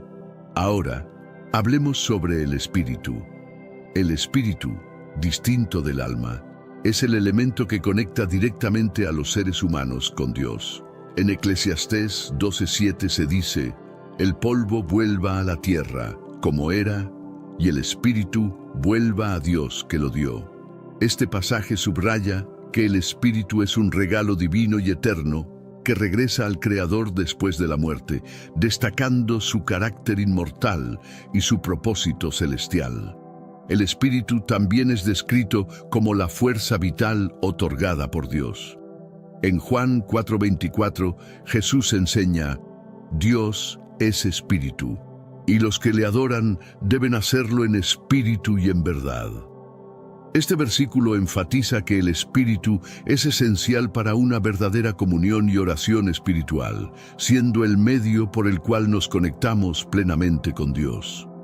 El espíritu juega un rol fundamental en la regeneración espiritual y la renovación de nuestra relación con Dios. En Romanos 8:16 se afirma: «El Espíritu mismo da testimonio a nuestro espíritu de que somos hijos de Dios». Este testimonio interno no solo confirma nuestra identidad como hijos de Dios, sino que también fortalece nuestra relación con Él, ayudándonos a vivir con confianza en su amor y dirección. En Juan 3:6, Jesús explica: lo que nace de la carne, carne es, y lo que nace del Espíritu, Espíritu es. Este versículo resalta el poder del Espíritu Santo para transformar vidas, permitiéndonos renacer en una dimensión espiritual completamente nueva. A través del Espíritu experimentamos no solo la salvación, sino también una conexión íntima y renovada con Dios. El alma y el espíritu, aunque distintos, son complementarios en nuestra experiencia humana y espiritual. Mientras el alma alberga nuestras emociones y voluntad, el espíritu nos conecta directamente con lo divino, guiándonos hacia una relación más profunda con nuestro Creador. El Espíritu Santo tiene un papel fundamental en la transformación de nuestras vidas, renovando nuestro ser interior y haciéndonos espiritualmente vivos en comunión con Dios. Como se menciona en Gálatas 5:22-23, los frutos del Espíritu incluyen amor, gozo, paz, paciencia, bondad, fidelidad, mansedumbre y dominio propio. Estos frutos son evidencia del poder transformador del Espíritu en nuestras vidas, moldeando nuestro carácter para reflejar la naturaleza divina. Además, el Espíritu se identifica como esa dimensión profunda de nuestra existencia que está en contacto directo con Dios. En Romanos 8:9, Pablo afirma: pero ustedes no viven según la carne, sino según el Espíritu, si es que el Espíritu de Dios habita en ustedes. Y si alguno no tiene el Espíritu de Cristo, no es de él. Este versículo subraya que la presencia del Espíritu define nuestra identidad como hijos de Dios. El Espíritu también es el medio a través del cual recibimos revelación y sabiduría divinas. En Efesios 1:17 se ora para que el Dios de nuestro Señor Jesucristo, el Padre de la Gloria, les dé espíritu de sabiduría y de revelación en el conocimiento de Él. Esto nos muestra que a través del Espíritu adquirimos un entendimiento más profundo de los propósitos y el carácter de Dios. El Espíritu Santo no solo transforma, sino que también capacita a los creyentes para vivir su fe con valentía y ser testigos del Evangelio. En Hechos 1:8 se declara: pero recibirán poder cuando el Espíritu Santo venga sobre ustedes, y serán mis testigos en Jerusalén, en toda Judea, en Samaria y hasta los confines de la tierra. Este poder divino nos fortalece para cumplir nuestra misión cristiana. En la oración, el Espíritu también tiene un papel crucial.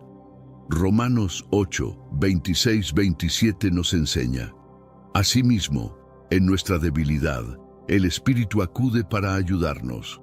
No sabemos cómo orar como es debido, pero el Espíritu mismo intercede por nosotros con gemidos que no pueden expresarse con palabras. Y Dios, que examina los corazones, sabe cuál es la intención del Espíritu, porque el Espíritu intercede por los santos conforme a la voluntad de Dios. Esto destaca cómo el Espíritu guía nuestras oraciones para alinearlas con los planes divinos. Los dones espirituales también son una manifestación del Espíritu en acción.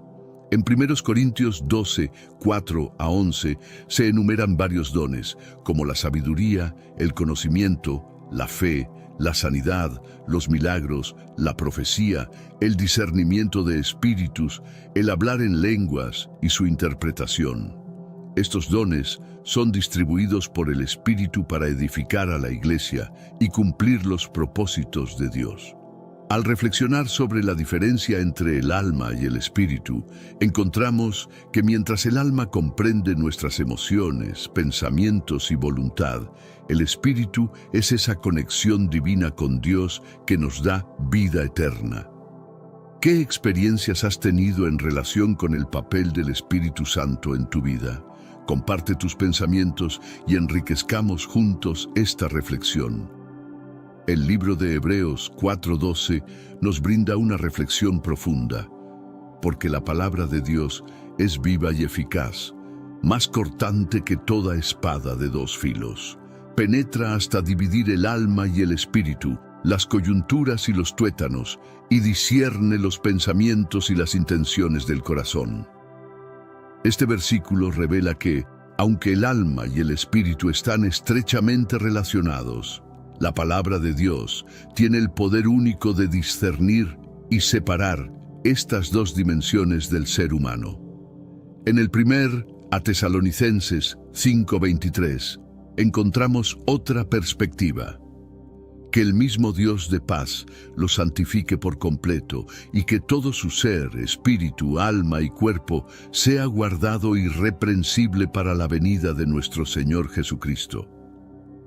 Este pasaje destaca que somos seres integrales, compuestos de espíritu, alma y cuerpo, cada uno desempeñando un papel esencial en nuestra santificación y relación con Dios. El alma se asocia principalmente con nuestras emociones, pensamientos y experiencias terrenales. Por otro lado, el espíritu es la parte de nuestro ser que se conecta directamente con Dios y lo eterno. Mientras que el alma está involucrada en nuestras decisiones diarias y responde a nuestras circunstancias, el espíritu busca la comunión con lo divino y la guía de Dios en todas las cosas. Primera carta a los Corintios, capítulo 2, versículo 14, ofrece una distinción clara entre estas dos dimensiones.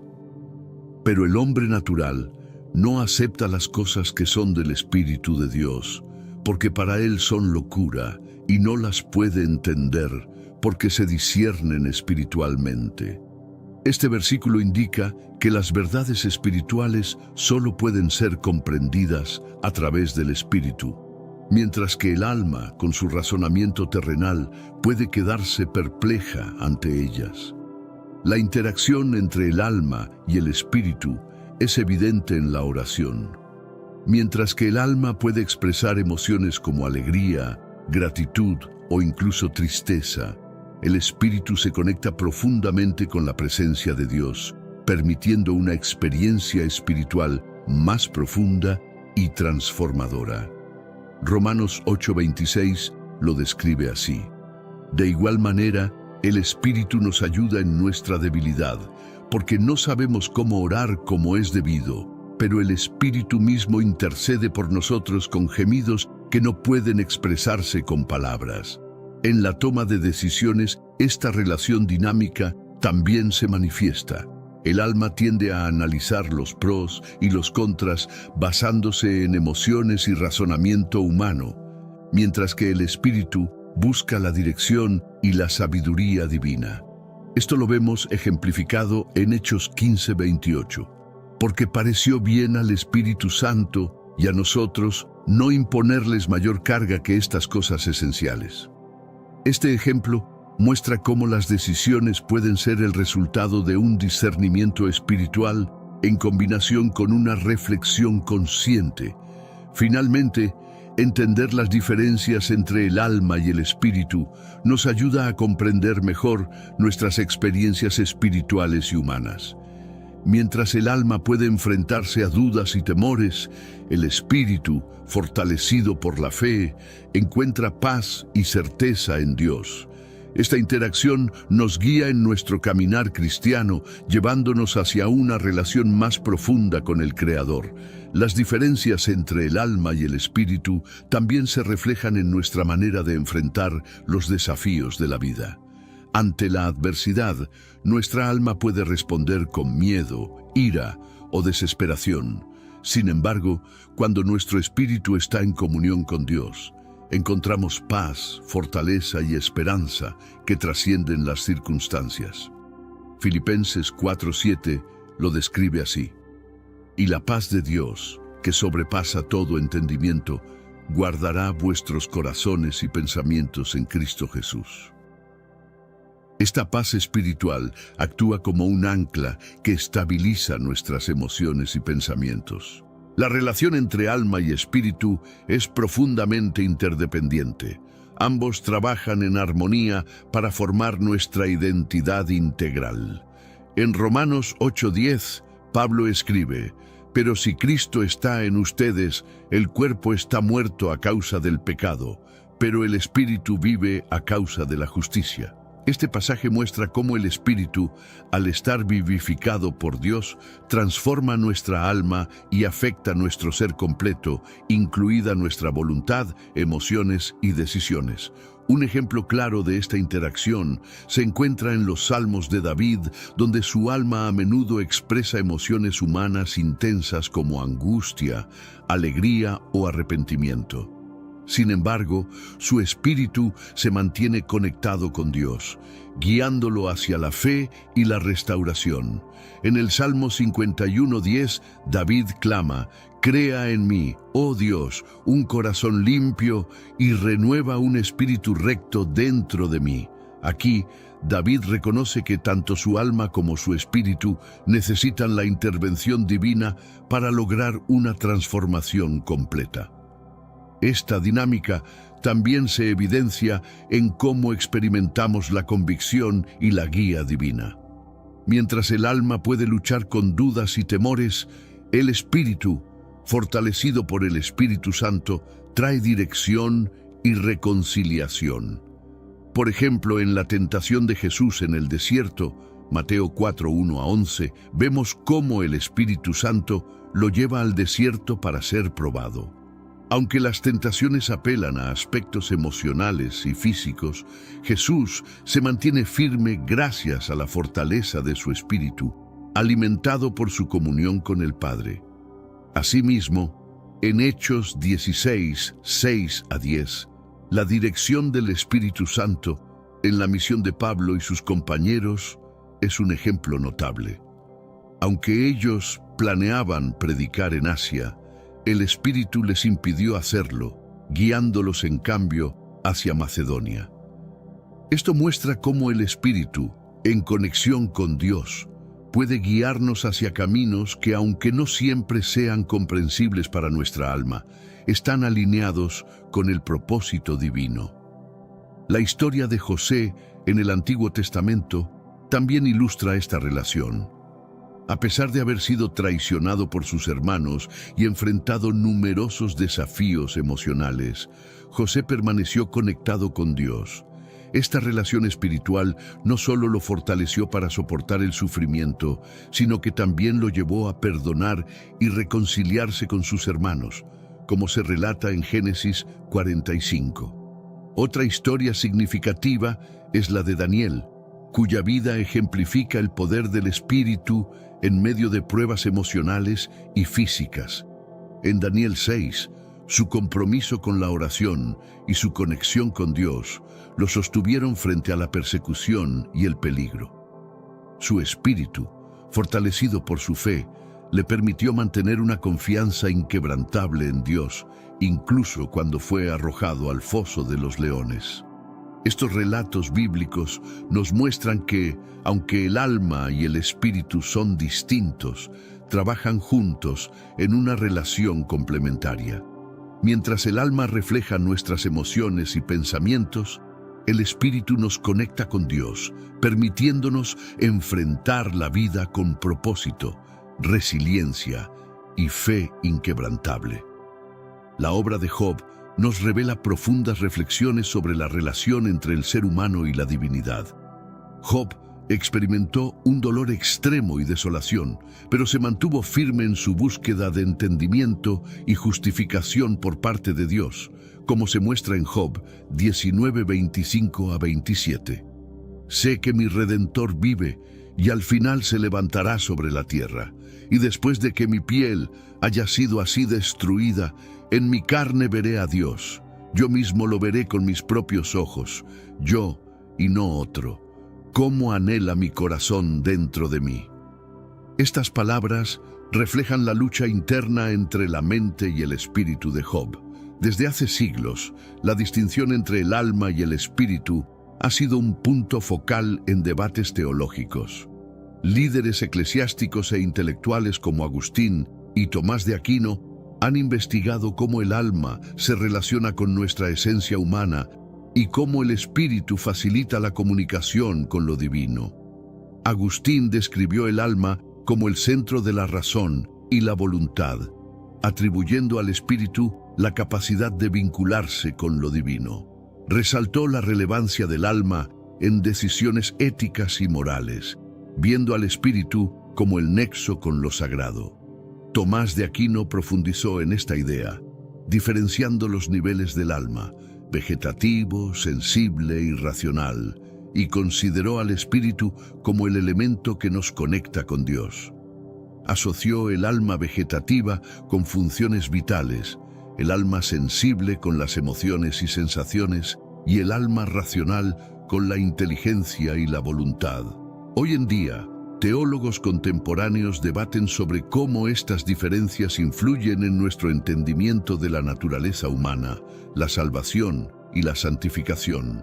Algunos enfatizan la integridad de la persona, mientras que otros subrayan las funciones distintas del alma y el espíritu en nuestra vida espiritual. Sé que a veces en nuestras vidas tenemos más preguntas que respuestas. Si te sientes perdido y buscas claridad, tenemos algo para ti. Caminos de la Revelación. Descifrando la Biblia por completo. Un libro lleno de enseñanzas y respuestas disponible ahora como un regalo en el primer comentario. No te pierdas la oportunidad de transformar tu vida y entender el verdadero propósito de estos desafíos. Diferentes corrientes cristianas interpretan estos conceptos de manera variada.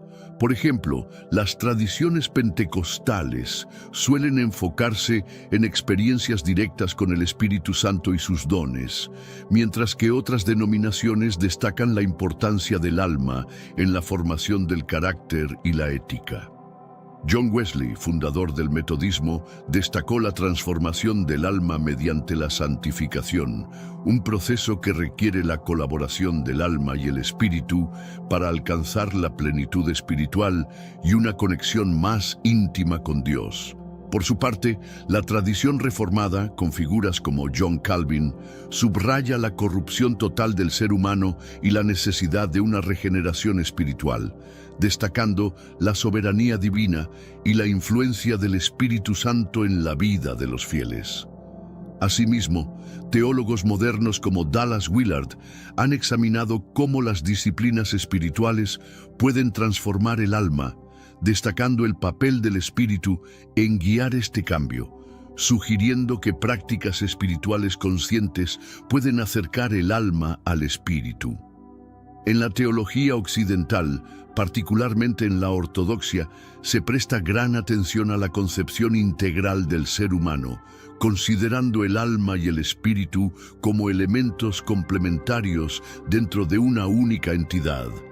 Esta visión se centra en la teosis, que es el proceso de unificación con Dios, abarcando el cuerpo, el alma y el espíritu en un camino de santificación y transformación continua. En la doctrina católica romana encontramos una interpretación enriquecedora de cómo el alma y el espíritu interactúan y contribuyen a la vida espiritual. Thomas Merton, un destacado místico y teólogo católico, resaltó la relevancia de la oración contemplativa como medio para fortalecer el espíritu, facilitando así una conexión más íntima y transformadora con Dios, lo cual a su vez reforma el alma. Reflexiona sobre cómo estas nociones resuenan en tu propio recorrido espiritual y comparte tus experiencias y pensamientos al respecto. Nos gustaría saber más de ti y seguir profundizando en este diálogo. Desde un punto de vista práctico, comprender la distinción entre el alma y el espíritu es crucial para el desarrollo espiritual personal. Reconocer que el alma gestiona nuestros pensamientos, emociones y decisiones nos ayuda a entender nuestras propias luchas y deseos más profundamente. El Salmo 23:3 menciona: «Restaura mi alma, me guía por senderos de justicia por amor de su nombre», destacando la intervención divina en el cuidado y guía del alma. La vulnerabilidad del alma y su necesidad de ser restaurada y guiada resaltan su dependencia del cuidado divino.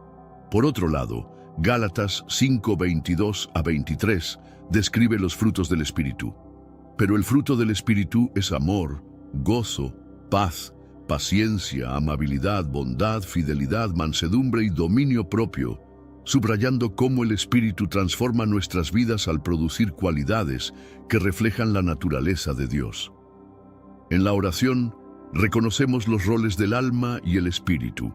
El alma expresa nuestras necesidades y sentimientos más profundos, mientras que el espíritu se une a la presencia de Dios, recibiendo su dirección.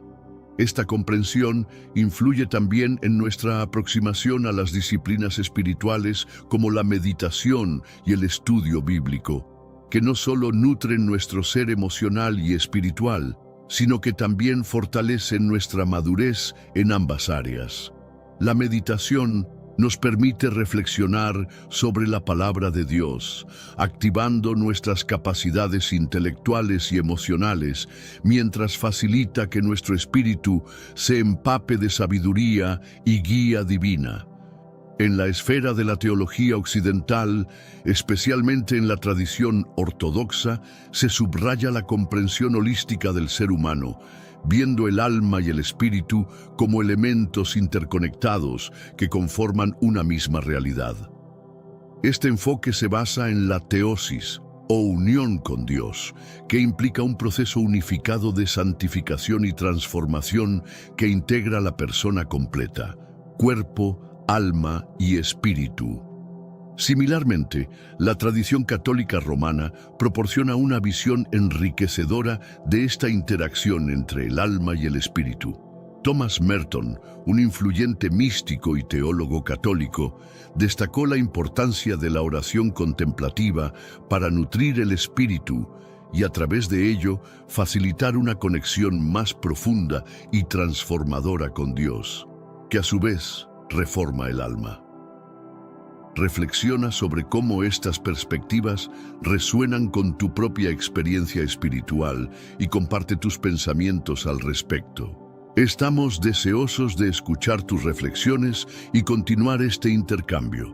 Entender la diferencia entre el alma y el espíritu tiene implicaciones prácticas significativas para el crecimiento espiritual personal. Reconocer que el alma rige nuestros pensamientos, emociones y voluntades nos permite comprender mejor nuestras luchas internas y aspiraciones más profundas. El Salmo 23:3, que dice: Él restaura mi alma. Me guía por senderos de justicia por su nombre. Ilustra cómo Dios cuida y guía el alma. Esta necesidad de restauración y guía resalta la dependencia del alma del cuidado divino. Por otro lado, Gálatas 5:22-23 describe los frutos del Espíritu, indicando cómo el Espíritu transforma nuestras vidas al producir cualidades que reflejan la naturaleza de Dios. En la oración, los roles del alma y el espíritu son evidentes. El alma expresa nuestras necesidades y emociones profundas, mientras que el espíritu se conecta con la presencia de Dios y recibe su dirección. Esta comprensión también afecta nuestra aproximación a las disciplinas espirituales, como la meditación y el estudio bíblico, que nutren tanto el alma como el espíritu, ayudándonos a crecer en madurez emocional y espiritual. La meditación nos permite reflexionar sobre la palabra de Dios, activando nuestras capacidades intelectuales y emocionales, mientras que el espíritu recibe guía y conocimiento divino. Al entender las distinciones bíblicas entre alma y espíritu, podemos apreciar más profundamente nuestro camino espiritual. La Biblia ofrece una rica tapestría de conocimientos sobre estos aspectos de nuestro ser, y abrazar estas enseñanzas puede conducir a una vida más plena y espiritualmente enriquecida. Al continuar estudiando y reflexionando sobre estos conceptos, podemos avanzar hacia una comprensión más profunda del diseño divino de nuestra existencia. En conclusión, reconocer la diferencia entre el alma y el espíritu nos permite vivir de manera más intencional, alineando nuestras emociones, voluntad y vida espiritual con los propósitos de Dios, promoviendo así una vida espiritual equilibrada y victoriosa. Al incorporar estos principios en nuestro día a día, nos embarcamos en una travesía espiritual completa en la cual nuestra alma y nuestro espíritu colaboran para exaltar a Dios y crecer a su imagen y semejanza. Profundicemos en estos preceptos bíblicos, permaneciendo receptivos a la dirección del Espíritu Santo, lo que permite que nuestra esencia sea renovada por el amor y la misericordia divinos. Además, comprometámonos a evolucionar y aprender continuamente sobre estas verdades espirituales. ¿Acaso no es nuestro deber guiar a otros en sus caminos espirituales, compartiendo el conocimiento que adquirimos y brindando apoyo mutuo en nuestra caminata con Dios? Unidos como una comunidad de fieles, podemos fortalecer nuestro crecimiento espiritual colectivo, glorificando a Dios en cada acto.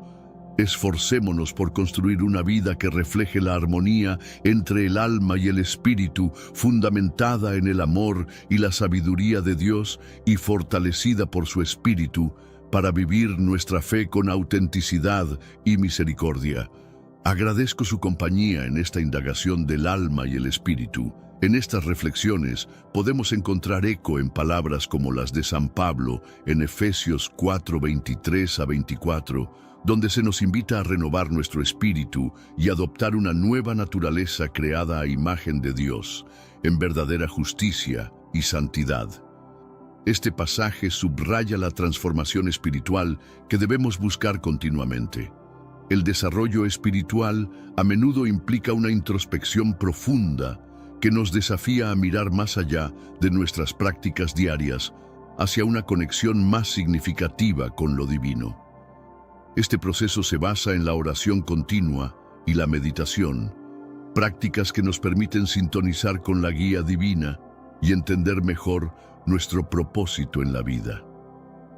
Una herramienta poderosa en nuestro crecimiento espiritual es el estudio de las parábolas de Jesús, que nos ofrecen enseñanzas profundas sobre el perdón, la misericordia y el amor. Al reflexionar sobre estas historias, podemos aplicar sus lecciones en nuestras interacciones diarias y transformar gradualmente nuestras vidas para reflejar los valores del reino de Dios. La comunidad cristiana juega un papel crucial en nuestro viaje espiritual. Al compartir nuestras experiencias y desafíos con otros creyentes, no solo encontramos apoyo, sino que también aprendemos de las perspectivas y experiencias de los demás. Esta interacción enriquece nuestra fe y profundiza nuestro entendimiento de las Escrituras. El concepto de sacrificio personal también es central en la doctrina cristiana. Aprender a poner las necesidades de los demás antes que las propias y ofrecer nuestro tiempo y recursos puede ser una forma poderosa de vivir según los principios que Jesús enseñó, promoviendo así una vida espiritual más rica y empática. En la vida moderna, encontrar momentos de silencio y soledad para la reflexión espiritual puede ser desafiante. Sin embargo, es en estos momentos de quietud donde a menudo experimentamos revelaciones y entendimientos más profundos sobre nuestra fe, lo que nos permite crecer espiritualmente de manera más efectiva. La práctica de la gratitud es otra piedra angular para profundizar nuestra vida espiritual. Al reconocer conscientemente las bendiciones en nuestra vida, podemos mantener un corazón humilde y abierto a recibir la guía de Dios, lo cual fortalece nuestra relación con Él y con aquellos que nos rodean. La música y el canto espiritual también tienen un impacto significativo en nuestro desarrollo espiritual. Himnos y canciones de alabanza no solo elevan nuestro espíritu, sino que también nos unen como comunidad al compartir un mismo sentir y propósito en nuestra adoración. Enfrentar las adversidades con fe y resiliencia es otro aspecto vital de la vida espiritual. Las pruebas y los desafíos no solo prueban nuestra fe, sino que también nos ofrecen la oportunidad de demostrar nuestra confianza en Dios y nuestra capacidad para superar obstáculos con su ayuda. La práctica del ayuno y otras disciplinas espirituales pueden ser herramientas eficaces para purificar nuestro cuerpo y mente, lo que nos ayuda a centrarnos más en nuestra relación con Dios y menos en las distracciones del mundo material. Finalmente, el compromiso con actos de servicio y caridad refleja directamente los principios del Evangelio en acción. Estos actos no solo benefician a quienes reciben, sino que también cultivan en nosotros un espíritu de generosidad y compasión, esencial para cualquier auténtico crecimiento espiritual. La Biblia está repleta de relatos que desafían nuestra comprensión y a veces pasan desapercibidos, pero entre ellos hay uno especialmente intrigante que sucede en un contexto de desobediencia y consecuencias divinas. En el capítulo 13 de Primero Reyes, se nos cuenta la historia de un profeta sin nombre enviado por Dios desde Judá a Betel, con un mensaje urgente para el rey Jeroboam. Este relato no solo nos muestra la severidad de la obediencia a Dios, sino también las trágicas consecuencias de no seguir sus mandatos al pie de la letra. Al principio, el profeta cumple fielmente la misión divina, demostrando el poder de Dios a través de profecías y señales milagrosas. Sin embargo, su historia toma un giro inesperado que nos deja una lección profunda sobre la vulnerabilidad humana y la soberanía de Dios. Este inicio nos invita a explorar cómo un acto de desobediencia puede alterar completamente el curso de una vida, incluso cuando la misión parece estar bendecida por el poder divino. La interacción entre el profeta y Jeroboam es tensa y cargada de significado espiritual. Cuando el profeta denuncia el altar idolátrico en Betel, desafiando directamente las órdenes del rey, se convierte en un testigo de la justicia y la autoridad de Dios. Este enfrentamiento es un recordatorio claro de que las verdades divinas no se deben comprometer, incluso frente a la autoridad terrenal.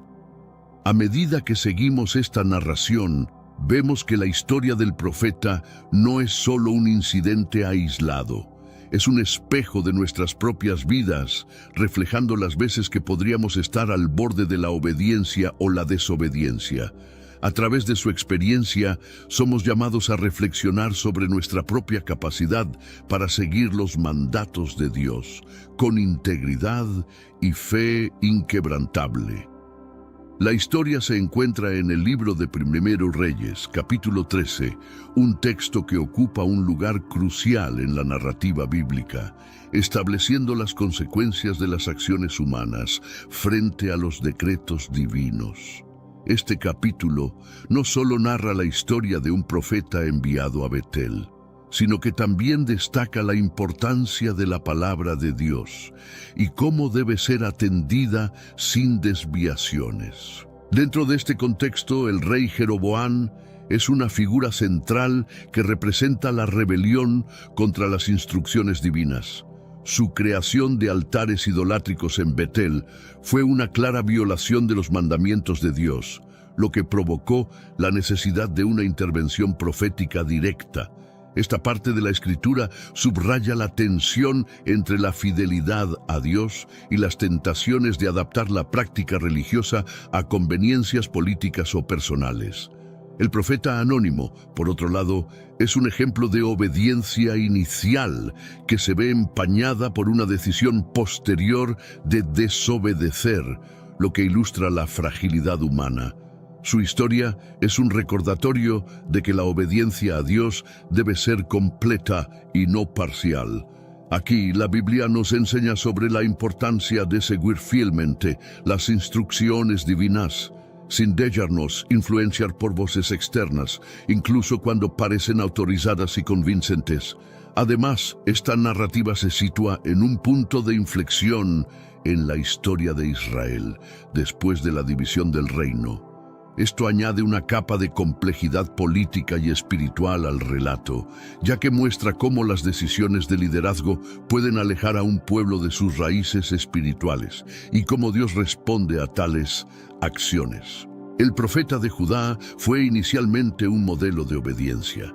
Siguiendo las instrucciones de Dios al pie de la letra, demostró el poder y la seriedad de seguir la voluntad divina. Su mensaje al rey Jeroboam no fue solo de condena,